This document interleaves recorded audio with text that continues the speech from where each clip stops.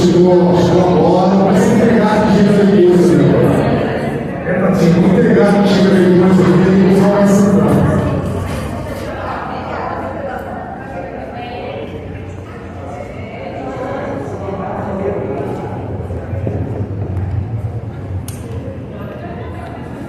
Meus irmãos, vamos orar para a gente começar então. Vamos orar, vamos agradecer ao Senhor por esse tempo precioso. E depois, durante a ministração, quem quiser tomar um cafezinho lá, pode ficar à vontade.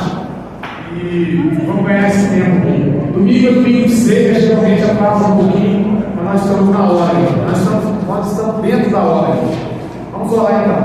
Senhor meu Deus e meu Pai, obrigado por essa manhã preciosa do Senhor das nossas vidas. Muito obrigado por cada família aqui representada, Senhor. Nós temos certeza que o Senhor tem cuidado das nossas famílias. O Senhor tem cuidado dos nossos filhos, das nossas filhas, dos nossos entes queridos, dos nossos parentescos, dos nossos familiares. Senhor, e nessa manhã nós pedimos a Tua presença, a Tua graça sobre cada um de nós. Muito obrigado pela vida preciosa de cada um. Muito obrigado pelo levantar de cada um, meu Pai. E pela crença de cada um que está aqui nesta manhã, crente que o Senhor vai falar nos nossos corações. Abençoe o pastor Alexandre, meu Pai. E nessa manhã, através da Sua palavra, o Senhor fala as nossas vidas. Por tudo aquilo que o Senhor colocou primeiro no coração dele, meu Pai, para que ele trouxesse aqui para nós. Nós temos certeza que ele estudou a Sua palavra, meu Pai. Ele está, Pai, ele está preparado para que o Senhor, através dele, venha falar a nós nessa manhã. Muito obrigado pela presença de cada um de nós mais uma vez aqui. Oramos agradecido em nome de Jesus. Amém. Amém. Glória a Deus. Enquanto os irmãos se sentam, e durante um bom tempo, nós temos orado aqui na classe por algumas pessoas. Muitas vezes a gente tem pedido para que o Senhor abençoe algumas casas, algumas enfermidades, algumas famílias que o Senhor tem alcançado. E certamente o Senhor tem ouvido o clamor dos nossos lábios e o desejo do nosso coração. Durante, acho que nos últimos 5 finais de semana, nós temos orado aqui pela vida do Ricardo José. O Ricardo José é uma prova que Deus pode ouvir as orações dos seus filhos. Deus pode ouvir a oração dos santos. Deus pode ouvir a oração da comunhão dos santos. E é isso que nós temos feito. Nós temos orado no domingo passado. Foi orado aqui mais uma vez pelo Ricardo da gente marca aqui também. Só que depois você vai sentar, gente marca, e o Ricardo vai falar. Vem aqui, Ricardo. Vem aqui, Ricardo. Ricardo, é uma glória de Deus, uma bênção de Deus receber o Ricardo de Mar. A gente marca sempre muito comunicativo aqui, ela tem participado.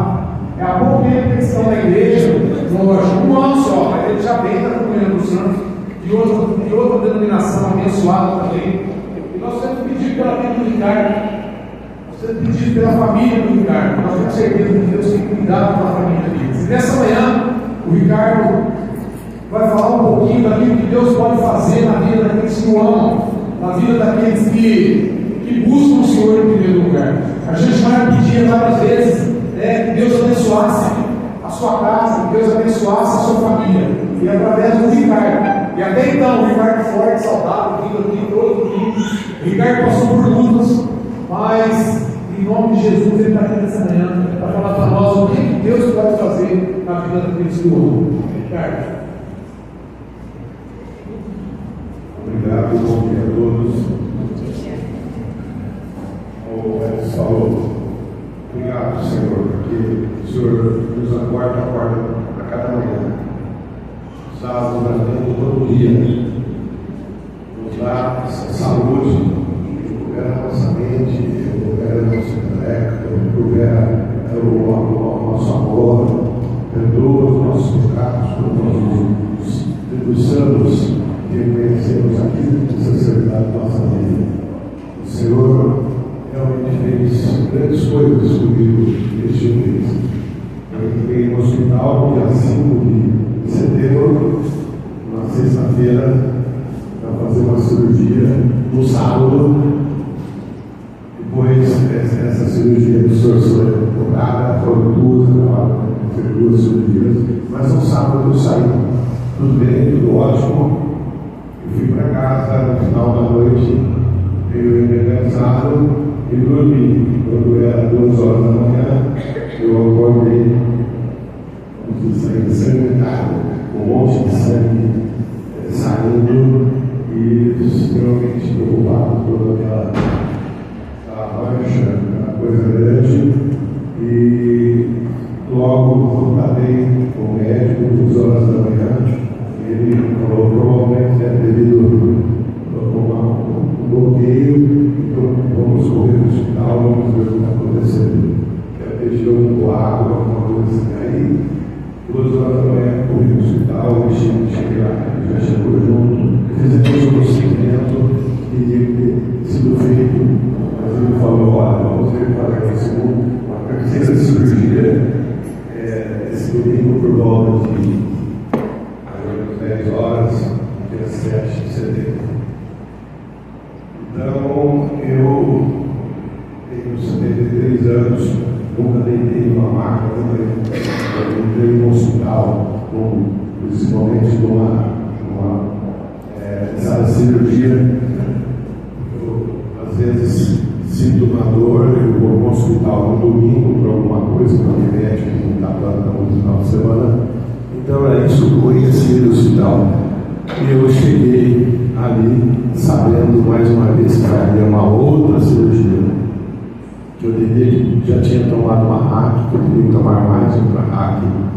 E aquilo lá começou a mexer com a mente muito grande, começou a mexer com a mente. Principalmente que o tempo todo eu fiquei lúcido, né, depois da cirurgia, porque as cirurgias dão aqui para baixo, então você fica ouvindo a conversa, as brincadeiras, os falatórios deles, e tem coisas que às vezes mexem com o teu emocional, principalmente quando falaram que minha temperatura estava extremamente alta, estava 27, não abaixava, e depois falaram assim que eu era hipertenso.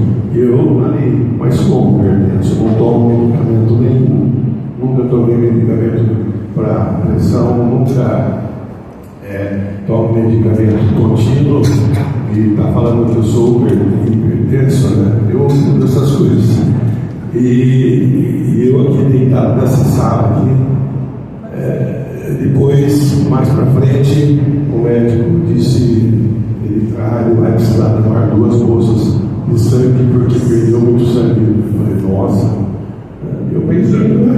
Minha mente, além disso, eu perdi sangue. Bom, a primeira cirurgia, que era para terminar 2 horas, foi 5 horas. Essa segunda cirurgia, 2 dias depois, que era para fazer em 1 hora, também demorou 3 horas.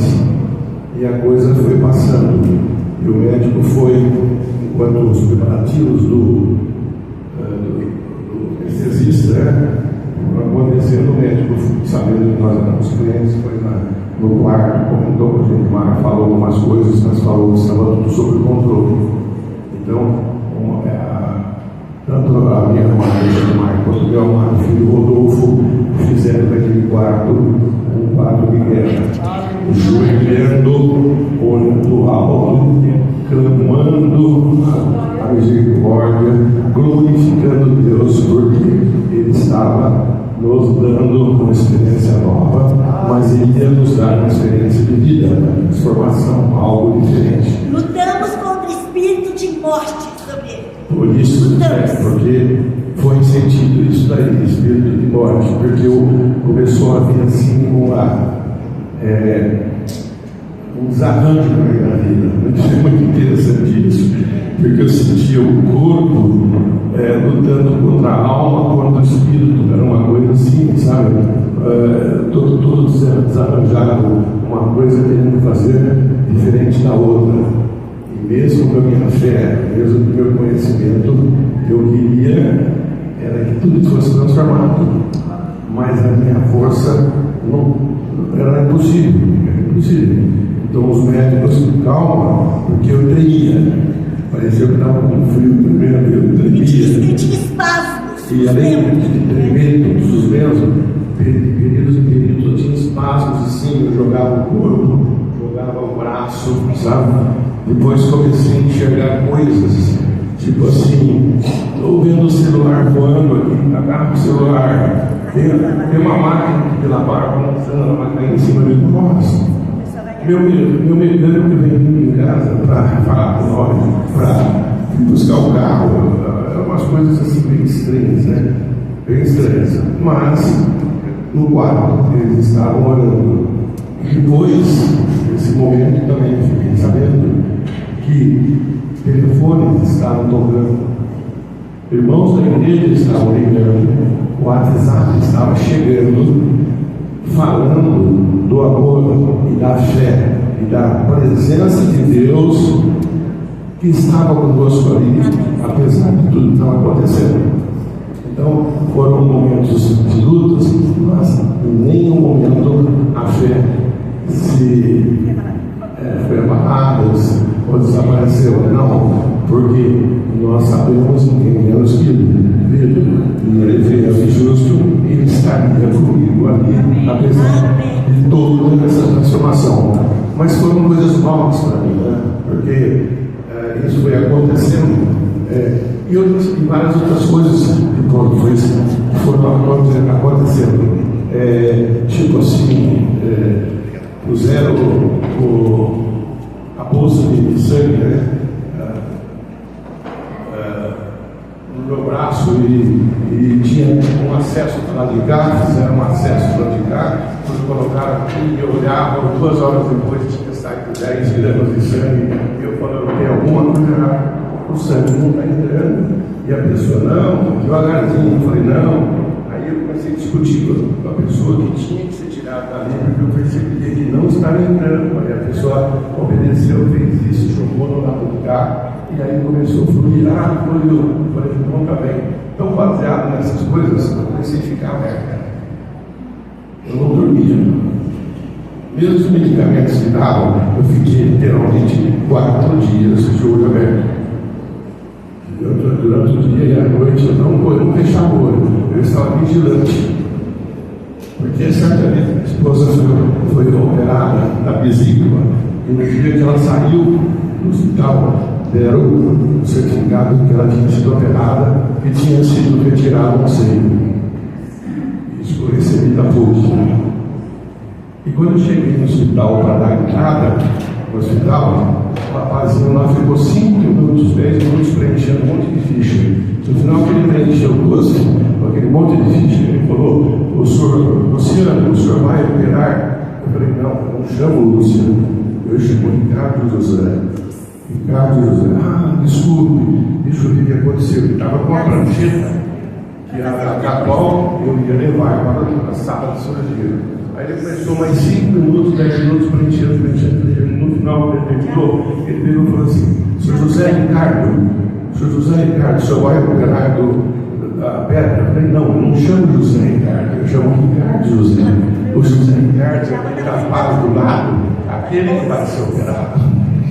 Olha as coisas que aconteceram. Então, isso daí, eu fiquei alerta, comecei a ficar alerta, falei, agora eu vou vigiar e vou orar, olhar tudo que está acontecendo. Isso foi uma coisa assim, involuntária minha, que foi isso acontecendo. Eu fui absorvendo. Aí depois no quarto, eu estava com dois acessos, um no braço, outro no braço, e a pessoa resolveu tirar o acesso do lado de cá. Eu falei, não, você tem que tirar do lado de cá, porque esse acesso aqui, ele não está funcionando dentro, esse do sangue não entrava. Mas não, eles resolveram tirar do lado de cá. E depois aconteceu que foram colocar o que precisava lá do cá, não entrava. E com isso, teve uma enfermeira chegar, eu comecei a ficar inchado, retenção de líquido. O que aconteceu? Vieram 3 pessoas para buscar uma veia nesse braço. A primeira deu 10 picadas, nada. A segunda deu 10 picadas, 2 braços, não achava nada. A terceira, 10 picadas, não achava nada. Eu falei, o que vamos fazer? Alguma coisa tem que ser feita. Aí o médico alterou o tipo de medicação, porque o hospital só aceita medicação intravenosa. Eu falei, então tem que ser uma medicação intramuscular ou cápsula. E aí o hospital, o médico desse hospital não aceitou a autorização do médico meu que tinha mandado. Bom, como ficamos? Aí uma pessoa, uma enfermeira, um anjo ali, disse assim: aqui tem um médico não, aqui tem um senhorzinho que ele lida com pessoas que são de resgate de queimadas, ele tem sensibilidade. Trouxeram essa pessoa, mansa, calma, chegou, pode deixar que eu vou dar uma. Bom, esse processo começou às 8 horas da noite, quando eu tinha que fazer, retirar sangue para fazer exames e colocar o acesso certo para receber. Esse processo demorou das 8 até as 3 horas da manhã. Esse próprio senhor ficou 1 hora lá, ele punha o dedo aqui, enxergar, sentia, aqui tem uma veia, enfiava a seringa ali, nada saía. Depois de quase 1 hora, ele fecha a mão assim e fala: graças a Deus. Foi uma alegria de todos. Graças a Deus, eu consegui. Mas foi assim um processo. Então essas coisas foram tirando assim a minha tranquilidade. Então eu comecei a ter, como falado, síndrome emocional traumática pós-cirurgia. Só que tinha tido 3 cirurgias em 2 dias. Mas atrás disso, entendeu? Eu sabia que tinha uma igreja que eu orava. Essa glória a Deus. Era isso que fez a diferença. A Deus toda a glória. A Deus que sabe o que nós precisamos, o que nós podemos receber, o que pode acontecer. Mas atrás disso tinha igreja. Eu sabia que tinha muitas pessoas orando, telefonando, mandando as mensagens, indo em casa, vários pastores da comunidade aqui. Isso aí foi o que trouxe a força, que levantou. Eu pude perceber quão importante são vocês, fortes na fé, conhecedores da palavra, praticantes principalmente. Aqui prega-se muito a palavra, mas também precisa muita prática, confiança, fé, transmitir essa fé que Deus tem dado para vocês, para nós. Nós recebemos aqui mais de 40 mensagens de casais 62 desta sala. Olha que isso. Eu sou bibliotecária, fui marcando. Eu falei para você que viu os nomes, ela fez a listinha, 32 pessoas da sala. Fora isso, tem os irmãos que sentiram falta, eles sentam normalmente, sentiram falta. Eles não estão aqui na quinta-feira, eles não estão na terça-feira, e aí ficavam sabendo que também oravam. Tem outros que não mandaram mensagem, mas eu sei que no coração também estão orando. Então hoje, de público, entendeu? Deus proveu que tudo acontecesse, mas também proveu a libertação, proveu a renovação, proveu algo novo na fé. E realmente a fé, ela move, ela é essencial, ela é o combustível nosso. E que vocês continuem assim, praticando o que tem ouvido. Praticando o que tem ouvido. Eu vejo aquela placa lá na igreja, na frente, e ali prega a palavra.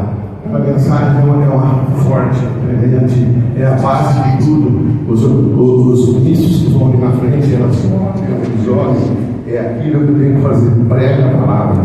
Embaixo deveria estar escrito assim: e os que ouvem, praticam. Ou os que ouvem, praticam. Então vocês têm praticado. Eu hoje ainda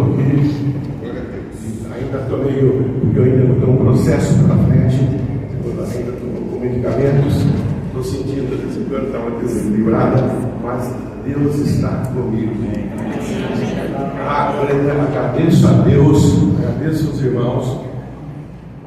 Eu quero abraçar aqui os dois pastores, o irmão Edson.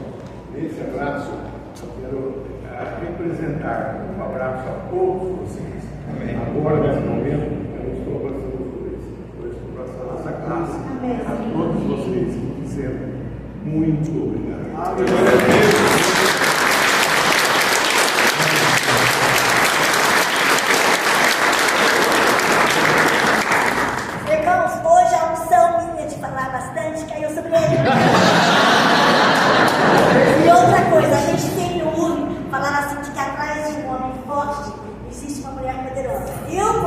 Deus, que na frente de uma pequena mulher grande existe um homem falando. Aleluia!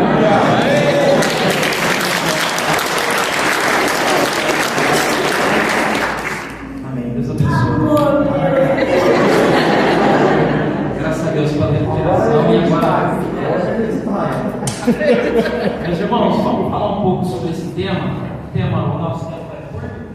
Se não der tempo, a gente termina a aula que vem, Vamos lá.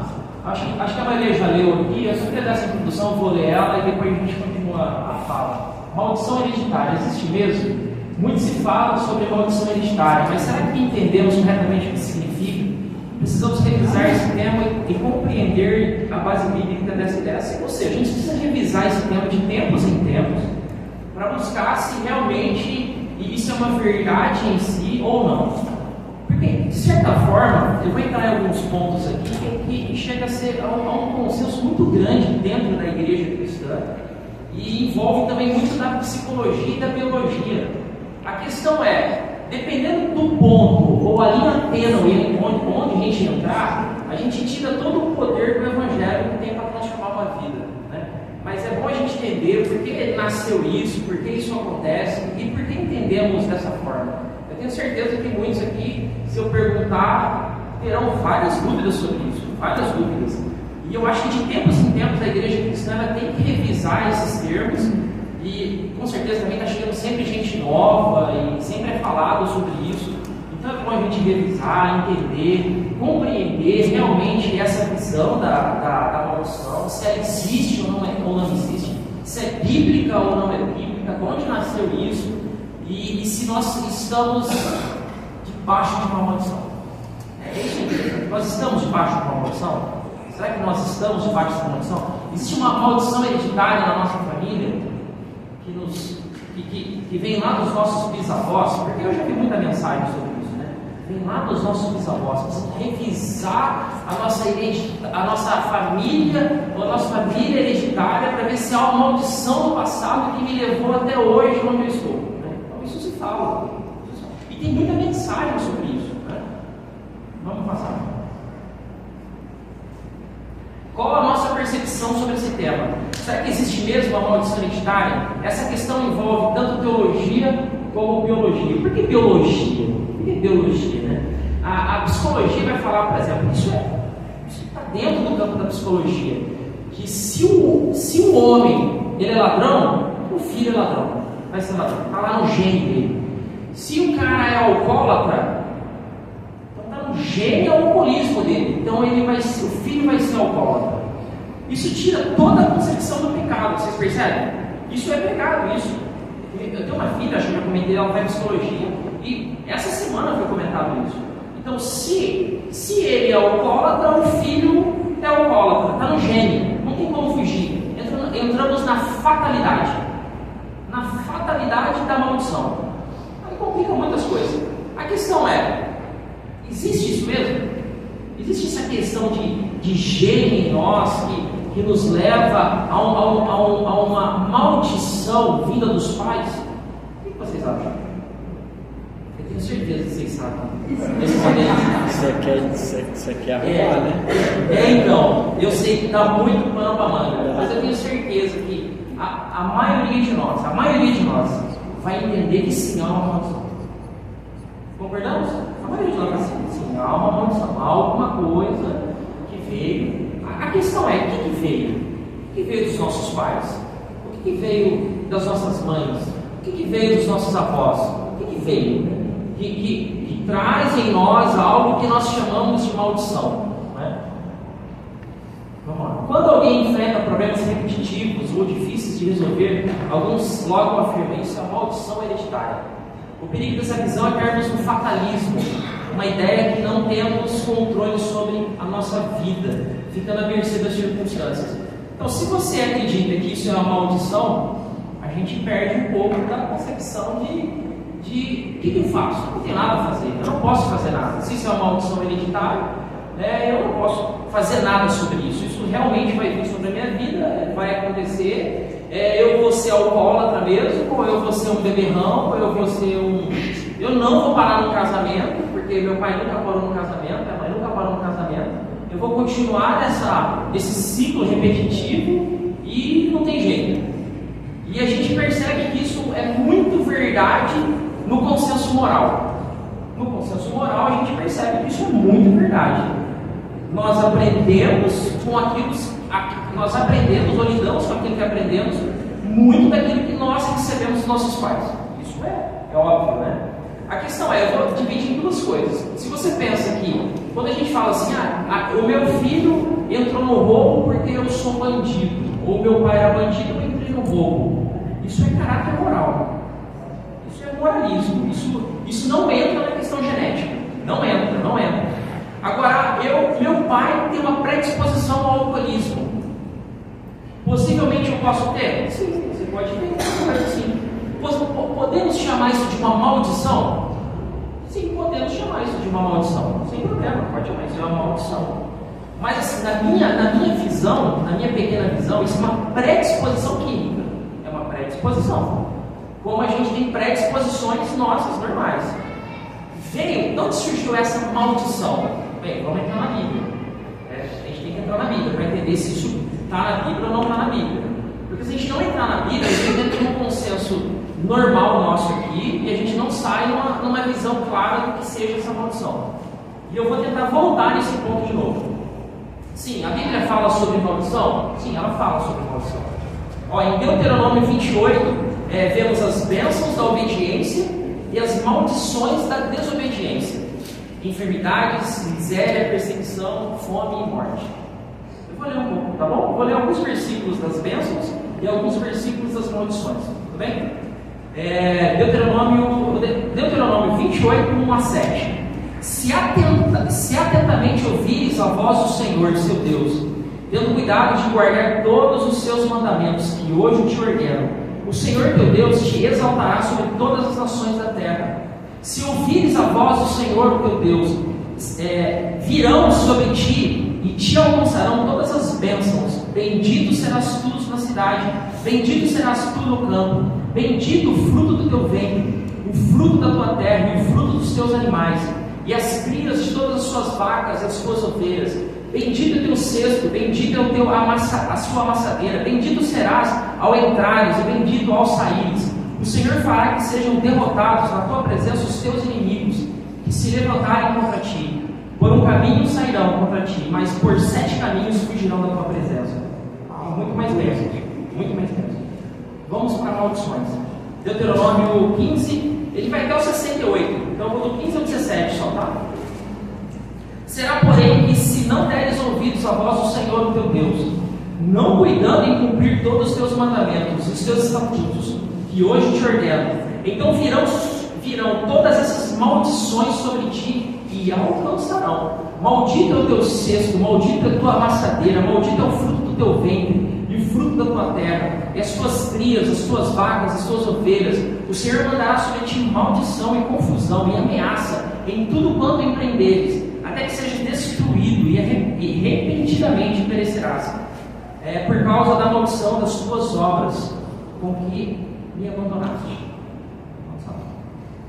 Tem maldição. A gente concorda que existe maldição. A desobediência nos leva à maldição. É nítido isso. Como que funciona isso? É um poder milagroso? É um feitiço que Deus envia assim que vai te seguir. Segue. Um outro.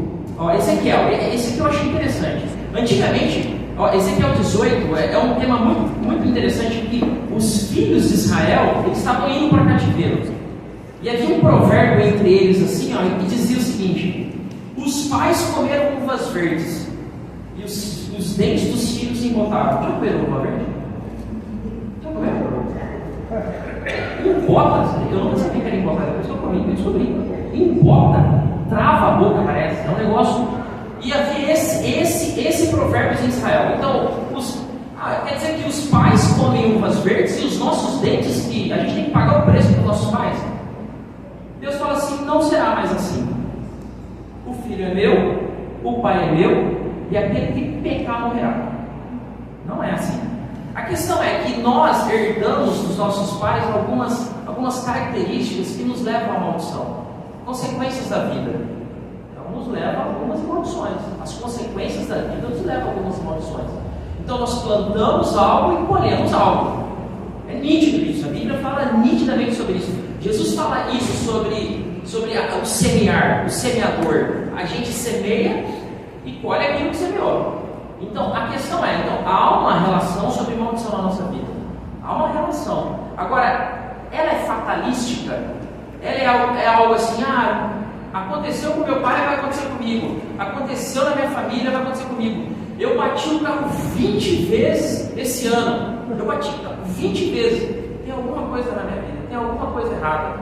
Eu vou revisitar os meus pais, eu vou revisitar os meus avós, para entender se há uma maldição e tentar fazer uma quebra de maldição. Aí você chama os gurus, chama aqueles que têm técnicas de quebras de maldição para tentar quebrar uma maldição na sua família. A questão é, eu não estou falando que não há orações específicas.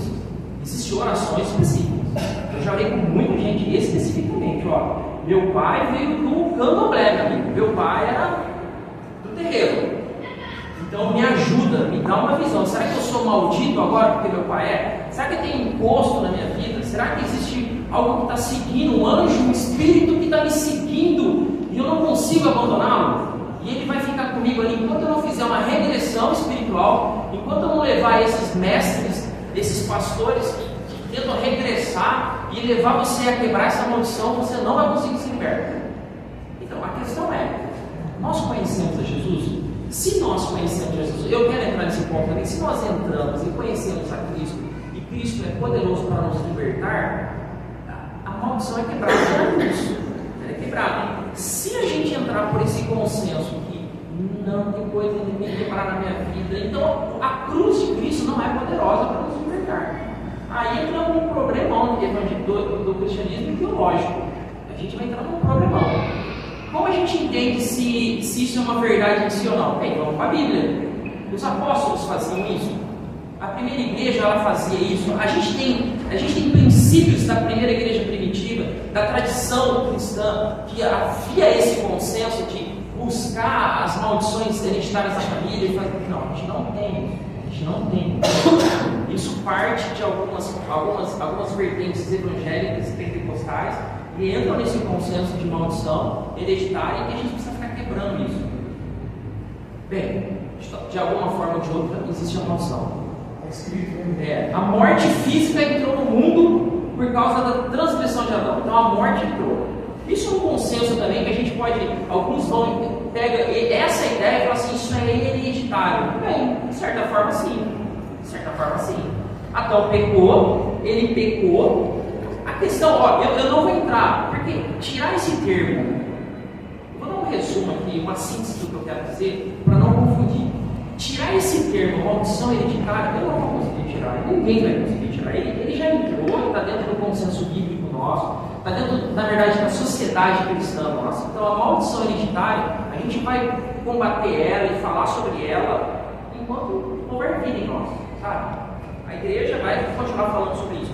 Então a questão minha aqui não é combater a maldição hereditária, é combater o fatalismo de que Cristo não tem poder para libertar. Tudo bem? É combater essa questão, porque Cristo ele tem esse poder, o Evangelho tem esse poder, porque é o poder de Deus para a salvação de todo aquele que crê.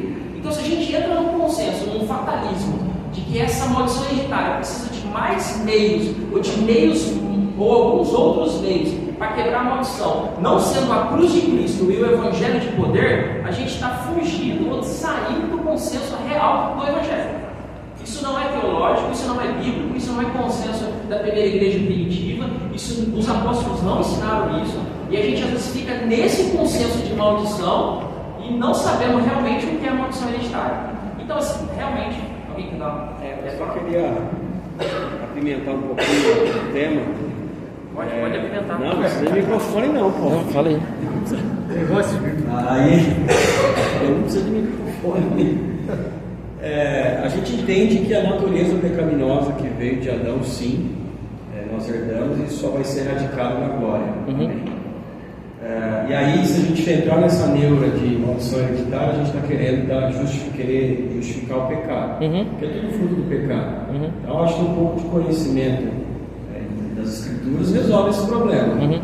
Esse tema, a gente vê um analfabetismo bíblico das pessoas que não entendem que a maldição hereditária ela é fruto do pecado, ponto. Todo o restante vem da natureza pecaminosa da queda de Adão. Entretanto, a própria palavra vai dizer em Gênesis 2 ali que viria um filho, né, que pisaria a cabeça, que feriria a serpente. Então, ou seja, Deus ele já dá a solução do problema ali em Gênesis, que Jesus viria para resolver todo esse problema relacionado à origem do pecado. Né? Eu acho que é só um. Não. Você não apimentou nada. Você confirmou, cara.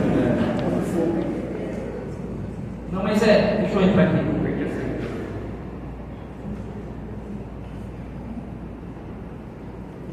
É isso aí, Marcos. Essa a questão mesmo. A questão é a gente não sair desse tema, não sair dessa ideia, porque se a gente sair dessa ideia, a gente entra no fatalismo, que não é bíblico, mas eu quero entrar num outro ponto, que é o poder de Deus nessa questão, para a gente conseguir alavancar um pouco aqui. Então vamos lá, os pecados dos pais afetam os filhos, sim, mas a responsabilidade individual também é enfatizada em Ezequiel 18. Então, da mesma forma que os pais eles vão influenciar a vida dos filhos, isso é natural. Eu acho que eu já comentei aqui, meus pais bebiam álcool, eu bebi álcool com os meus pais, eu tinha 14 anos. Então, eu bebia álcool com os meus pais e fumava cigarro com os meus irmãos, com 14 anos. Então, é natural eu ter uma tendência, falar assim, é maldição hereditária. Bem, quer entender como maldição hereditária? Eu entendo como queda e pecado. Isso veio de Adão, isso não foi quebrado na minha família, então isso vai vindo, isso é uma maldição, vai vindo. Mas a partir do momento que isso é quebrado, que foi quebrado em mim, isso, acabou. Eu me preocupo isso com relação aos meus filhos. Eles agora precisam ficar dentro do Evangelho, porque senão a gente não precisa mais de provérbios, a gente não precisa mais de conselhos, a gente não precisa mais, a gente está escravo às consequências, às fatalidades da vida. Não. A questão é, então eu entro para esse consenso, a Bíblia nos dá essa liberdade, eu quebro essa maldição, vamos dizer assim, eu quebro essa maldição e eu quebrei em Cristo Jesus e acabou. Eu precisei fazer regressão no passado? Não precisei. Eu fui liberto de um dia para a noite. De um dia para a noite. Então a libertação em Cristo ela é instantânea em alguns momentos, a gente sabe disso, que às vezes ela é também progressiva. A gente também sabe que ela é progressiva para algumas pessoas. Nós não entendemos, literalmente nós não entendemos na teologia cristã, porque algumas pessoas são libertas instantaneamente e outras não. Não sabemos dizer, não sabemos responder isso ao certo. A gente sabe que a santificação é progressiva. Eu sou santo hoje?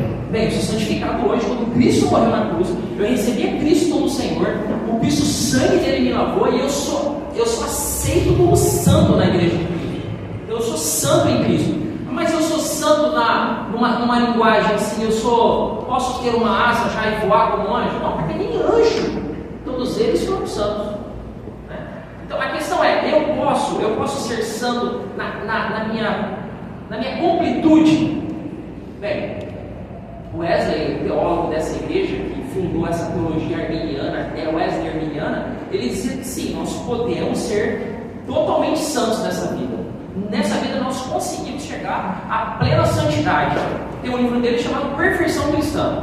Já li e reli várias vezes. Entendi a ideia dele, compreendo e aceito a ideia dele. Nós conseguimos ser santos nesse tempo. Nós conseguimos. Não, a gente sempre tem um pecadinho. Não. A gente consegue vencer toda a hoste e o poder do maligno. A gente consegue. Eu tenho um problema que é temperamental. O meu temperamento é ruim e eu não consigo mudar. Não. A gente consegue em Cristo Jesus, pela ação do Espírito Santo, Gálatas 2:5-22, pelo poder dos frutos do Espírito em nós, vencer qualquer tipo de temperamento. Seja aquele iracundo, seja aquele chatão que acorda de manhã. Tá bom, né? Não, a gente consegue vencer. Nós queremos vencer? Aí é outra coisa. Eu quero buscar uma transformação e uma libertação nessa questão? É outra coisa. Cristo tem o poder para isso? Tem. O Evangelho dá esse poder para nós. Vamos lá. Assim, o pecado de Adão trouxe morte à humanidade. Então, quando a gente pensa, ó, então, em nós, no nosso gene, há a morte. Vocês concordam comigo? A morte. Daqui a 100 anos, se algum de nós conseguirmos viver mais de 100 anos, acredito que, daqui a 120 anos, 8 bilhões de pessoas estarão mortas. Toda essa geração aqui, toda essa geração. Então, assim, o gene do pecado é nosso. O gene é nosso. Tá? Alguma coisa. Foi quebrada isso na cruz? Não foi quebrado tudo isso. Então você vai falar para mim, isso não foi quebrado na cruz. Foi quebrado na cruz. É lógico, de uma visão talvez para muitos, não acho certo isso porque a gente continua morrendo. Nós continuamos morrendo. Jesus falou assim: aquele que crê em mim não morre mais. É a palavra dele. Aquele que crê em mim não morre mais. Já passou da morte para a vida. Isso é evangelho. Agora, essa questão de morte, será que morremos mesmo? Será que morremos? O evangelho fala que a gente não morre mais. Ele fala que a gente não morre mais. Adão pecou e morreu toda uma geração com ele. Morte espiritual. Hoje nós temos vida espiritual. E a morte não tem poder mais sobre nós. Paulo fala que nós temos o último inimigo a ser vencido, que é a morte. Ele fala sobre isso. Mas também fala que ela foi vencida na cruz.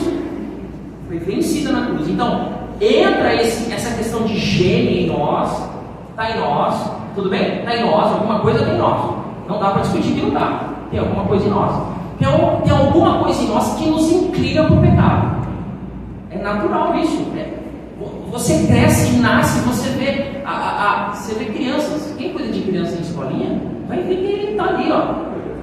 Né? Não é justo. Você pegou um brinquedo e briga aqui, isso aí. Briga. A minha filha mordia todo mundo na escolinha. Direto eu tinha que parecer lá. Filha, não faz isso. Tá lá, o jeito tá lá. Alguma coisa tem em nós. Alguma coisa está nessa carne pecaminosa. A gente não sabe distinguir o que é. A Bíblia chama isso de pecado. O pecado está em nós. O pecado está em nós. Agora, em Cristo Jesus, isso pode ser quebrado. Né? É lógico que algumas coisas que eu falei, quando a gente pensa nesse campo da morte, a gente caminha para a morte. Quando a gente entra nesse campo dos males da vida, sabe os males da vida?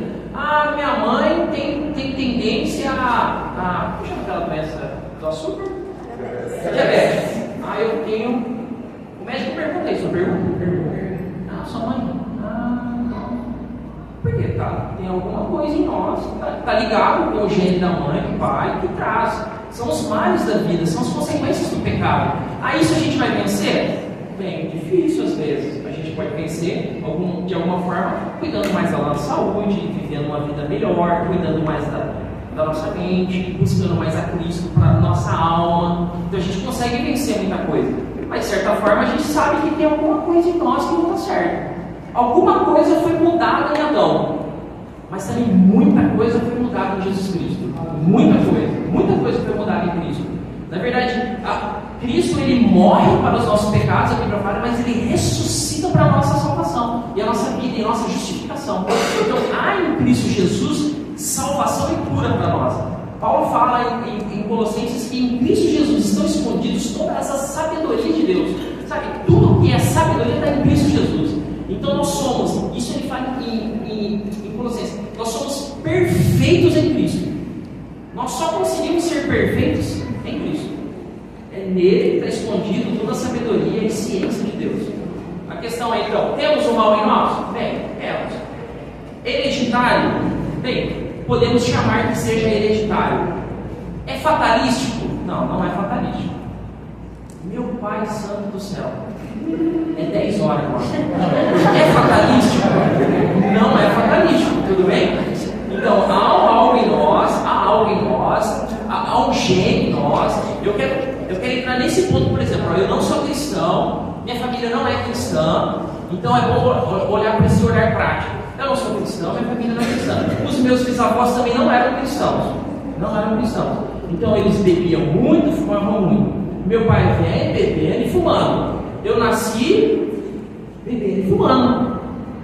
Não é regra, mas eu nasci bebendo e fumando. Então, se eu nasci bebendo e fumando, tem alguma coisa aqui. Tem alguma coisa aqui que me levou a isso, tudo bem? Então, hoje eu estou estudando teologia como cristãos, como, né, a gente sabe que Adão pecou e o pecado entrou no mundo. Então, a imoralidade entrou no mundo, a maldição entrou no mundo. Então, entra a maldição com todos os seus meios. Deus decreta a maldição. Não vai bem com você, você está indo no caminho errado. Aqui, não vai dar, a sua lavoura não vai muito bem. Aqui, a maldição vem vindo. Mas chega em nós, todos nós aqui, recebemos a Cristo como Senhor. Tivemos e eu queria entrar hoje nisso aqui, mas não vai dar tempo. Recebemos a Cristo como Senhor, tivemos uma nova visão. O Espírito Santo vem em nós. A maldição, ele nos dá poder para vencer a maldição do pecado. É instantânea.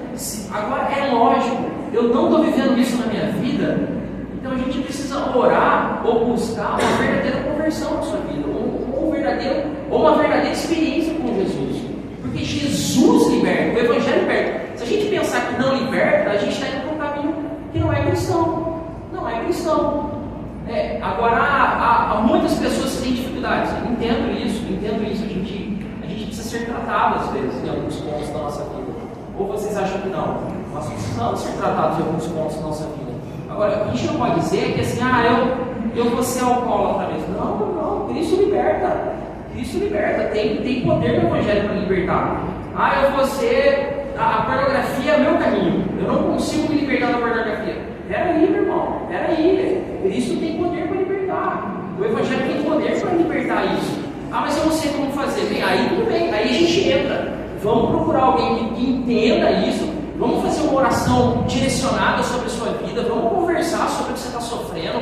Vamos pensar nisso. Eu quero te acompanhar em oração. Eu quero acompanhar a sua vida. Até que Cristo seja tudo em você.